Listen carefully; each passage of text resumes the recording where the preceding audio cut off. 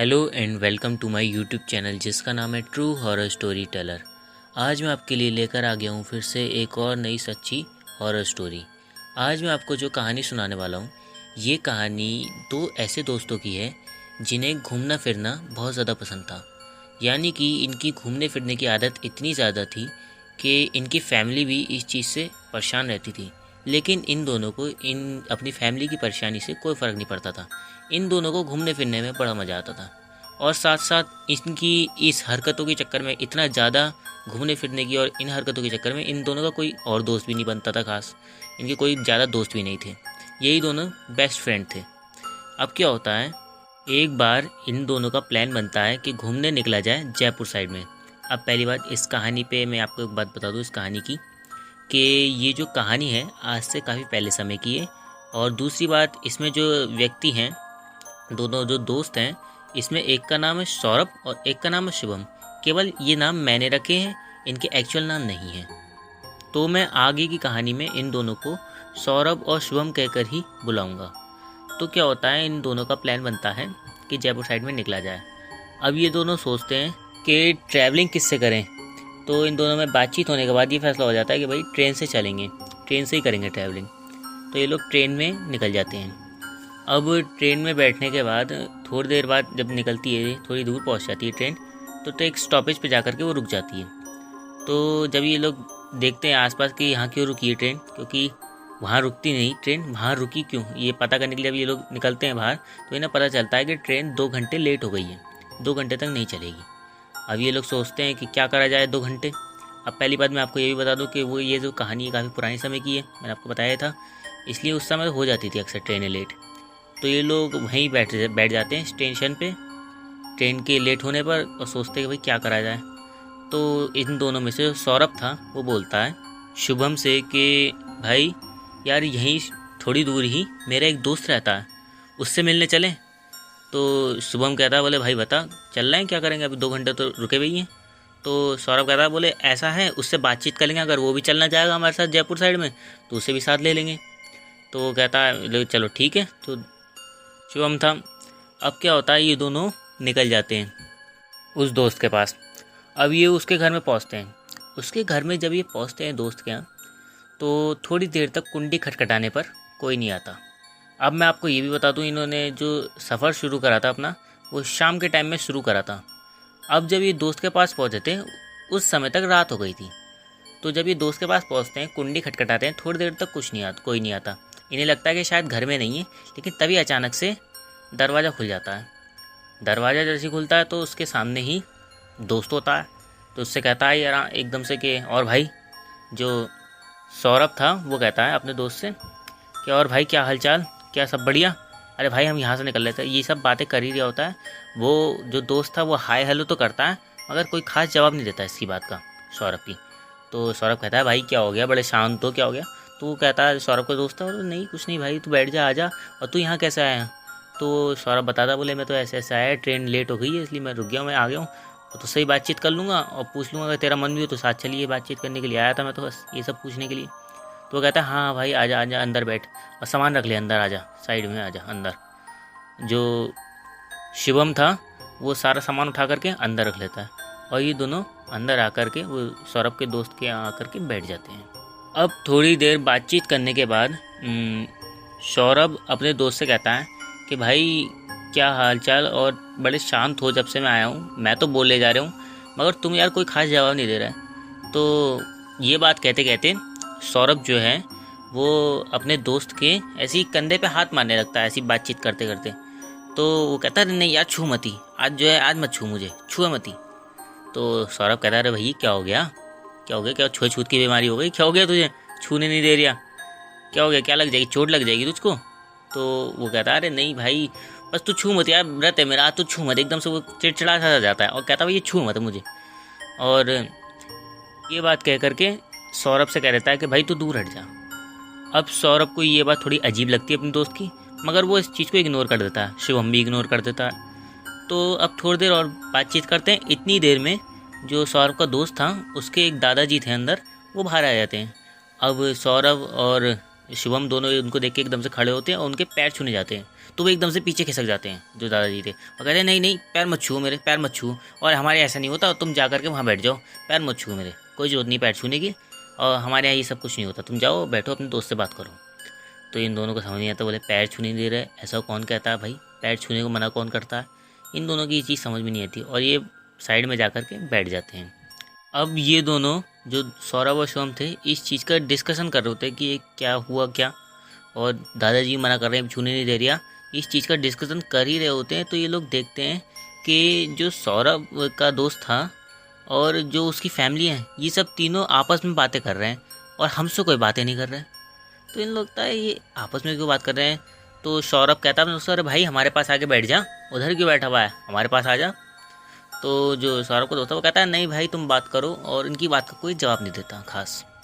अब इन दोनों को लगता है कि ये क्या पागलपंती है, हम लोगों पे ध्यान नहीं दे रहे, हम आए हैं मेहमान हैं, कुछ तो मतलब रिस्पेक्ट बनती है। अब इतने भी कोई गए गुजरे नहीं है कि बिल्कुल ऐसे कोने में डाल रखा, हमसे बात भी नहीं कर रहा है और कुछ भी नहीं पूछा, किसी चीज़ खाने वाने को चाय वाय को किसी चीज़ को नहीं पूछा।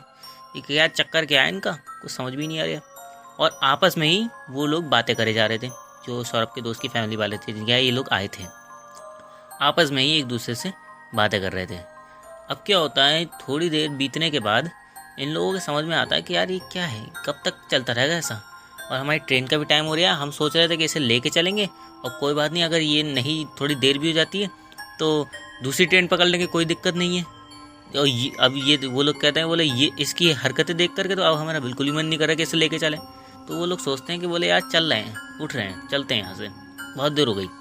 ये बात सोचते हुए सौरभ और शुभम वहाँ से उठ जाते हैं। उठने के बाद सौरभ अपने दोस्त से कहता है कि अच्छा भैया चलते हैं, और सामान उठा करके ये कहने के बाद सौरभ और गेट पे चले जाते हैं। जो सौरभ का दोस्त था वो उसकी बात का कोई रिस्पॉन्स नहीं देता इस बार भी, मतलब वो जाने को तैयार है मगर सौरभ का दोस्त कुछ भी नहीं कहता उससे, और आपस में ही एक दूसरे से बातें कर रहे थे। अब ये दोनों सामान लेकर के गेट की तरफ जाते हैं। जाते जाते ये लोग ये पूछ रहे हो, बातचीत कर रहे होते कि यार ठंड का समय है, चाहे तो पूछ लेती कम से कम आंटी, और ये बिल्कुल ड्रामा काट रखा है, बिल्कुल एक दूसरे से ही बातें करे जा रहे हैं, हमें तो इग्नोर कर दिया बिल्कुल। मुझे लग रहा था कि कम से कम चाय तो पी लेंगे, इससे तो स्टेशन पे बैठते तो वहाँ चाय पी लेते। ये दोनों आपस में बातें कर रहे होते हैं। अब ये बातें करते करते ये लोग गेट पे पहुँचते हैं। गेट पे पहुँचने के बाद जो शिवम था वो दरवाज़ा खोलता है। ये लोग दरवाजे तक भी छोड़ने नहीं आते उसे, जो सौरभ के दोस्त था और उसकी फैमिली थी। अब जब शिवम दरवाज़ा खोलता है, कुंडी खोलता है, उसके बाद जब धक्का देता है दरवाजे को, तो दरवाज़ा नहीं खुलता है इन लोगों से। अब ये लोग बड़े ही जान लगाते हैं कि धक्का देते हैं, आगे खींचे पीछे खींचे साइड में खींचे, किस तरीके से तो खुले, दरवाज़ा नहीं खुलता इन दोनों से। अब जो सौरभ था वो अपने दोस्त को आवाज़ देता है कि भैया अबे तूने ताला लगा रखा है, क्या चक्कर है, दरवाज़ा नहीं खुला, ज़रा आकर के दरवाज़ा खोल तो दे, बोल नहीं रहा तो कम से कम दरवाज़ा खोलता, हम तो निकल जाए, मेरी ट्रेन छूट जाएगी। तो वो कोई जवाब नहीं देता अंदर से दोस्त।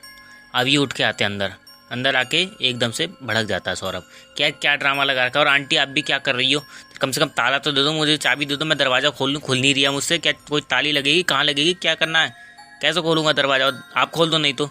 और आंटी जब इसे ये कहता है सौरभ, तो आंटी भी कोई जवाब नहीं देती। अब इसके दिमाग ख़राब हो जाता है सौरभ का। ये साइड में ऐसी कोई लोहे की जो हथौड़ा टाइप की चीज़ लगी होती है, हथौड़ी टाइप की, उसे ले जा करके गेट पे मारने लगता है। गेट तब भी नहीं खुलता, ना कुछ गेट को फ़र्क पड़ रहा था और कुछ भी नहीं हो रहा था, और मतलब पूरी जान लगा दी थी धक्के से लेके, और कुछ भी पूरी जान लगा दी थी इन दोनों ने, इनसे गेट नहीं खुला था। अब इनका दिमाग ख़राब हो जाता है। इस बात को कहते कहते जो शिवम था वो ऐंठ में अंदर को आ जाता है गुस्से में कि इससे बात करेंगे, इसको पकड़ के पूछूं, जो सौरभ का दोस्त है उसे पकड़ के पूछूं साले दरवाज़ा क्यों नहीं खोला तू। अब ये बात कहने के लिए वो अंदर आता है शुभम। शुभम आने के बाद जो आता है शुभम, उसके पीछे पीछे सौरभ भी आ जाता है। अब जो शुभम था वो गुस्से में सौरभ का जो दोस्त था उसका एकदम से यूँ करके जैसे कॉलर पकड़ना चाहे हाथ बढ़ाता है। अब क्या होता है, जब ये हाथ बढ़ाता है तो हाथ आर पार हो जाता है जो सौरभ का दोस्त था उसकी बॉडी की। अब इन दोनों के समझ में नहीं आती, ये दोबारा से हाथ घुमाता है तो इसका हाथ फिर से आर पार हो जाता है। तो सौरभ का दोस्त कहता है मैंने कही थी तुझसे मुझे मत छू, मुझे हाथ मत लगा, मेरे दादाजी भी ने भी कही थी तुझसे हमें मत छू, हमें हाथ मत लगा, तूने हाथ क्यों लगाया हमें। अब ये बात कह करके वो चुप हो जाता है जो दोस्त था, और फिर से वो अपनी फैमिली में बातचीत करने लगते हैं। इन दोनों पे अभी भी ध्यान नहीं देते। अब जो सौरभ और शिवम थे, इनकी बुरी तरीके से हवा ख़राब हो जाती है। अब ये साइड में जा कर के बैठ जाते हैं और ये दोनों एक दूसरे की शक्ल देखते हैं कि ये क्या हो रहा है, ये दोनों हैं, ये लोग जिंदा नहीं हैं, लोग मर गए हैं। इन लोगों की बुरी तरीके से हवा ख़राब हो जाती है, मतलब बिल्कुल इनकी सुध बुध खो जाती है और ये लोग मतलब कपकपाने से लगते हैं। सामने ऐसे देख रहे हैं कि जिसको छू नहीं पा रहे वो हमसे बात कर रहे हैं, ऐसी चीज़ देखते हैं ये लोग, तो इनकी पूरी तरीके से हवा ख़राब हो जाती है।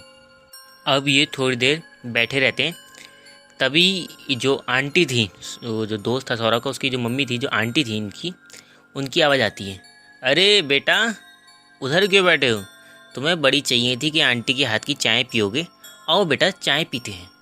अब इन लोगों की हवा ख़राब हो जाती है बुरी तरीके से कि चाय, मैंने क्यों मांगी चाय। सौरभ खुद को कोसने लगता है, यार मैंने चाय क्यों मांगी, बेफालतू चाय चाय करे जा रहा था, अब किसके हाथ से चाय पीनी पड़ रही है। वो आंटी इनको लगातार आवाज़ देती है कि आओ बेटा चाय पीते हैं। अब ये दोनों पूरी तरीके से घबरा तो चुके होते हैं। अब ये लोग सोचते हैं कि हमने ज़्यादा कुछ गलत करा, कभी मर ना जाए, इसलिए जैसा वो आंटी कहती ये लोग तुरंत उनकी जो टेबल थी वहाँ आकर के बैठ जाते हैं और चाय का कप उठाते हैं। तो ये लोग देखते हैं चाय अंदर है ही नहीं, मतलब कि कप तो है मगर उसमें चाय नहीं है। और जो आंटी होती है उनसे कहती है, अरे बेटा फूंक मार के पीना, गर्म लगेगी, गर्म फूंक मार के पीना, और तुम्हें आंटी की चाय चाहिए थी ना आंटी के हाथ की, तो चाय पियो अच्छी लगेगी, फूंक मार के पीना, लेकिन गर्म लगेगी वरना। अब ये दोनों की इस चीज़ से हवा तो ख़राब थी, मगर वो जो लोग थे सौरभ और उसकी फैमिली वाले, सौरभ के दोस्त और उसकी फैमिली वाले, वो आराम से चाय पी रहे थे। इन लोगों को लगता है कि यार ये क्या ड्रामा है, मगर ये लोग उनकी देखा देखी में ऐसे ही कप उठा करके होठों से लगाने लगते हैं जैसे चाय पी रहे हो। अब इनके मुंह में तो कुछ नहीं आ रहा था, तो चाय ही नहीं दिख रही थी, मगर वो सब लोग फर्स्ट क्लास चाय पी रहे थे जैसे उन्हें चाय दिख रही हो। अब ये लोग चाय पीते हैं, ये लोग ऐसा महसूस करवाते हैं खुद को कि हमने चाय सारी पी ली और ख़त्म कर दी। और फिर से ये लोग, जो सौरभ और उसका दोस्त है शुभम, ये पीछे आकर के खिसक करके और बैठ जाते हैं। और सौरभ का जो दोस्त था जिसकी फैमिली थी, वो फिर से चाय को हटा करके और एक दूसरे से बातें करने लगते हैं। अब इस चीज़ को थोड़ी देर बीत जाती है। थोड़ी देर के बाद जब रात का सोने का टाइम आता है, तो उस समय जो सौरभ के दोस्त की जो मम्मी थी, जो इनकी आंटी थी, वो इनसे कहती हैं, अरे बेटा आ जाओ खाना खा लें। तो वो कहते हैं, ये दोनों कहते हैं, अच्छा आंटी जी आ रहे हैं। वो ये लोग घबरा तो चुके ही थे, मगर इन लोगों ने थोड़ा पेशेंस रखा, एकदम से हवड़ा धबड़ी नहीं करी कि हम लोगों ने देख लिया और तुम डर गए, ये सब जैसे करते हैं लोग अक्सर, जो होता है, मगर उसमें की हरकतें इन दोनों ने नहीं करी। उस समय थोड़ा समझदारी से काम लिया। जैसे आंटी ने बुलाया इन्हें खाना खाने के लिए, ये दोनों आ गए टेबल पे। फिर से टेबल पे अब की बार इन्हें खाना दिख रहा था, यानी कि सब्जी, खाना कोई वैसा नहीं था कि मांस मच्छी या कुछ हो, दारू वारू, ऐसा कुछ नहीं था। इन्हें सादा सा खाना, सब्जी और रोटी दिख रहे थे। मगर जब सब लोग आकर के खाने बैठने लगे, तो सौरभ और शिवम को दोनों को खाना ऐसा तो लग रहा था कि रोटी तोड़ी हमने मगर पेट में गई, या ऐसा कुछ नहीं लग रहा था। रोटी तोड़ी, सब्जी ख़त्म हो रही है, सब दिख रहा है, मगर कुछ जा रहा है पेट में या मुंह में कुछ चबा रहे हैं, ऐसा कुछ पता नहीं चल रहा, मगर सब्जी दिख रही है। और वो जो लोग थे, जो सौरभ के दोस्त के फैमिली वाले थे, वो फर्स्ट क्लास नॉर्मल खा रहे थे, उन पर कोई फ़र्क नहीं पड़ता, क्योंकि एक्चुअल में जो खाना था वो उन्हीं लोगों का तो था, आत्माओं का ही तो था, इंसानी खाना तोड़ना था वो। इसलिए इन लोगों को स्वाद कैसा आता था या कुछ पता कैसे चलता, वो तो एक तरीके से हवा हवा खा रहे थे ये लोग, तो जो सौरभ और शिवम थे। अब क्या होता है, जब ये दोनों खाना खा लेते हैं, तो खाना खाने के बाद ये लोग फिर से वहीं पीछे आकर के बैठ जाते हैं। सौरभ और शिवम ये सोचते हैं कि भाई दिन निकलेगा तो यहाँ हो सकता है ये जो आत्मा है गायब हो जाएं और हम बाहर निकल जाएं। तो ये लोग शांति से पीछे आकर के बैठ जाते हैं और कोई घबराहट से काम नहीं लेते। सबसे अच्छी बात ये लोग करते हैं कि ये पेशेंस रखते हैं, चीखा-चिल्ली नहीं मचाते ये सब देखने के बाद। तो ये लोग फिर पीछे आकर के बैठ जाते हैं। तो थोड़ी देर के बाद जो सौरभ के दोस्त की मम्मी थी, आत्मा जो थी, तो मैं आत्मा कहूँ तो वो जो थी, उनकी जो आत्मा थी, वो सौरभ और सोम से कहती है, बेटा तुम दोनों जा कर के ऊपर सो जाओ, और वहीं ऊपर तुम्हारा बेड लगा दिया है, वहाँ जा कर के सो जाओ, और कल सुबह तुम निकल जाना। अब ये दोनों ये बात सुनते कि कल सुबह निकल जाना, तो ये दोनों खुश हो जाते हैं, कल सुबह निकल जाएंगे मतलब हम बच जाएंगे। तो ये चुपचाप जाते हैं ऊपर जा कर के और दरवाज़ा बंद करके सो जाते हैं। मतलब थोड़ी देर तक उनको नींद ही नहीं आती घबराहट के मारे, लेकिन फिर भी ये लोग सो जाते हैं कि कुछ तो करना पड़ेगा, सोएंगे नहीं तो कैसे काम चलेगा। मतलब ये लोग सोचते हैं टाइम काटना है, ये सोच के कि सुबह को उठ के तुरंत यहाँ से भाग लेंगे। ये दोनों सौरभ और शुभम सो जाते हैं। अब ये लोग जो सोते हैं इनकी आँख अगली रात को खुलती है, यानी कि ये लोग दिन में जाग ही नहीं पाते। आत्माओं की कुछ शक्तियाँ ऐसी थी वहाँ पे उस घर में कि ये लोग दिन में जाग ही नहीं पाते, पूरी रात पूरा दिन निकल जाता है, ये लोग नहीं जाग पाते। और अगली रात को जब वही समय आ गया था कि जब उस घर में घुसे थे ये, उसी टाइम पे इन दोनों की आँख खुलती है। अब ये आँख खुलने के बाद देखते हैं कि दिन निकल गया होगा इनके हिसाब से, लेकिन ये उठ के देखते तो रात होती है। इन्हें समझ में नहीं आता क्या करे।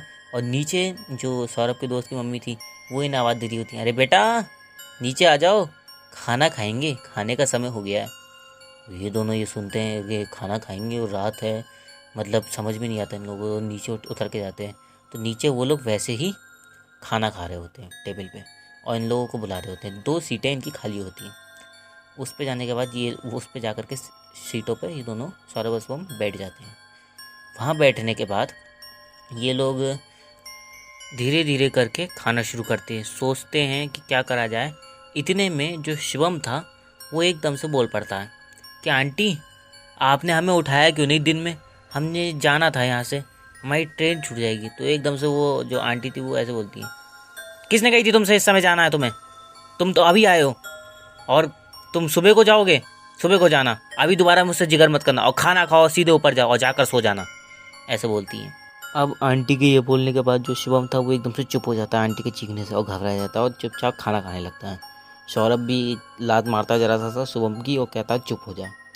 उसके बाद में ये दोनों खाना खाते हैं और ऊपर जा कर के लेट जाते हैं। लेटने के बाद इनकी आंखें खुली होती है कि सोचते हैं कि सोएंगे नहीं तो सुबह को जाग जाएंगे और टाइम से निकल जाएंगे यहाँ से, ये लोग सोचते हैं। तभी इनके कान में एक आवाज़ आती है। आवाज़ होती है उन्हीं आंटी की जो नीचे चीखी थी।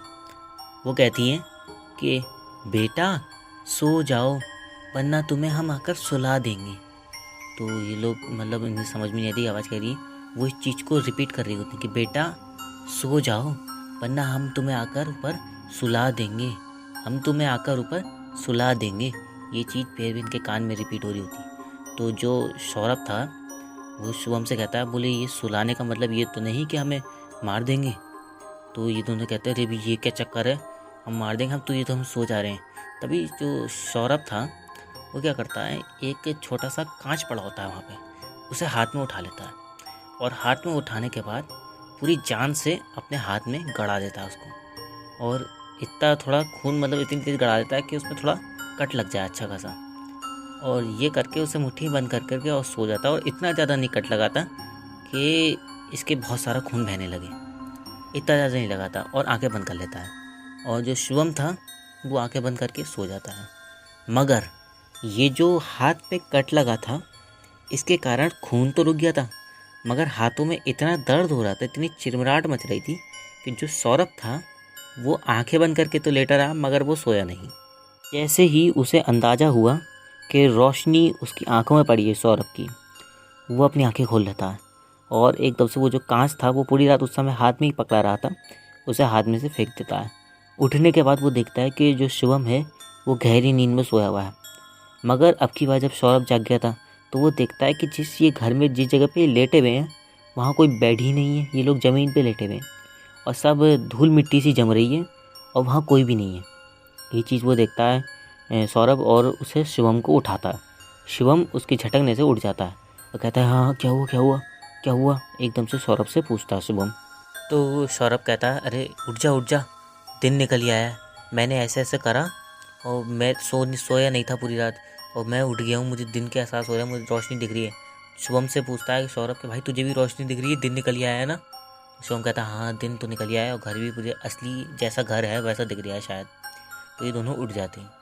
उठने के बाद ये लोग बाहर जैसे ही उतरते हैं, ये लोग थोड़ा सेकंड फ्लोर पे एक तरीके से इन्हें कमरे पे भेजा था उन आत्माओं ने। ये नीचे उतर के आते हैं तो देखते हैं कि बदबू आ रही है पूरे घर में, बहुत भयंकर वाली। तो ये लोग देखते हैं कि साइड में 3-4 लाशें पड़ी हुई हैं और मतलब कटी फटी हैं बहुत ज़्यादा, अब सड़ सी रही हैं। अब ये दोनों एकदम से सौरभ इस चीज़ को देख करके उल्टी कर देता है वहाँ पे। पहली बात तो इतनी तेज़ बदबू होती है उन लोगों में। जब इसे होश में उन लोगों की उनकी गंध आती है और उन्हें देखता है तो शुभम तो उल्टी कर देता है। लेकिन सौरभ कहता है कि नहीं भाई तू चल यहाँ से। ये लोग सामान उठाते हैं अपना और दरवाजे पे जब धक्का लगाते हैं तो दरवाजा खुल जाता है। ये लोग भाग करके उस दरवाजे से बाहर निकल जाते हैं। बाहर निकलने के बाद 4-5 लोग ये देखते हैं कि 4-5 लोग घर के बाहर खड़े हुए हैं। वो लोग इनके निकलने के बाद पूछते हैं कि अरे क्या हो गया, इनके घर में बड़ी बदबू आ रही है। जो सौरभ और शुभम से पूछते हैं वो लोग, और क्या हो गया इन लोगों के बारे में, घर में बड़ी बदबू आ रही है और ये लोग दिख भी नहीं रहे। 3-4 दिन हो गए इनको, ये लोग दिख भी नहीं रहे और बदबू भी बहुत आती है इनके घर में से। अब आप लोग इनके घर से निकले हो, बताओ क्या है अंदर, चक्कर क्या है। तो ये लोग कहते हैं 1 सेकंड रुको 1 सेकंड। ये लोग सांस लेते हैं पहली बात तो बाहर आने के बाद। उसके बाद में ये दोनों सौरभ और शुभम उन लोगों से कहते हैं कि अंदर उन लोगों की लाशें पड़ी, कोई मार गया उन्हें, कोई लाशें पड़ी उन लोगों की, जाके देखो। तो ये लोग कहते हैं, जो बाहर लोग खड़े थे, कि अंदर लाशें पड़ी। तो भाग के जाके अंदर देखते हैं कि कौन है। तो देखते हैं वाकई में लाशें पड़ी हैं उन लोगों की। तो एकदम से वो लोग बाहर आते हैं और कहते हैं, सौरभ और शुभम को पकड़ लेते हैं कि तुमने मार दिया उन्हें। इन्हें एकदम से वो लोग रोक लेते हैं, कहाँ जा रहे हो तुम, लोगों से मार दिया उन्हें। तो सौरभ शुभम कहते हैं अरे हम कहीं नहीं जा रहे और हमें अपने साथ ही रखो, हम कहीं नहीं जा रहे, हम यहीं रुके हैं और हमने नहीं मारा है इन्हें और हम ऐसे ऐसे आए थे। पूरी बात बताते हैं वो लोग कि हम ऐसे ऐसे आए थे कि और ऐसे ऐसे आत्माएं दिखी, सब बता देते हैं उन लोगों को। लेकिन विश्वास तो कौन ही करता इन लोगों की बात का, सौरभ शुभम की, क्योंकि आजकल आत्माओं की बातों पर तो बहुत कम ही लोग होते हैं जो मानते हैं। मैक्सिमम लोग कहते हैं कि भाई अंधविश्वास है। खैर उन लोगों में से भी ज़्यादातर लोग ऐसे ही थे और इन सौरभ और शुभम की ये बातें सुनने के बाद वो लोग तुरंत पुलिस को फ़ोन कर देते हैं। पुलिस आकर के अंदर देखती है लाशों को, सब जांच पड़ताल करती है। सौरभ और शुभंकर को ले करके पुलिस स्टेशन ले जाती है। पुलिस स्टेशन के में ले जाने के बाद सौरभ और शुभम अपनी पूरी बात बताते हैं, पूरी सफाई देते हैं। मगर आत्माओं की बातों को छोड़ करके पुलिस बात की बातें सही से सुन रही थी। उसके बाद में सौरभ की जो फैमिली वाले थे, सौरभ शुभम की, वो भी वहाँ पे आ जाते हैं। वो भी आकर के बातचीत करते हैं, उन्हें सौरभ और शुभम सब बताते हैं। मगर फैमिली वाले भी इस बात पे विश्वास नहीं करते कि आत्माएं होती, क्योंकि उसकी फैमिली में भी कोई भूत प्रेतों पे विश्वास नहीं करता था। सौरभ और शुभम जो हैं वो पुलिस को साथ साथ में ये भी बताते हैं कि सर हमारी पर्सनैलिटी देख के या हमारी हरकत देख के आपको कहीं से कहीं तक ये लग रहा है कि हम किसी का मर्डर कर सकते हैं।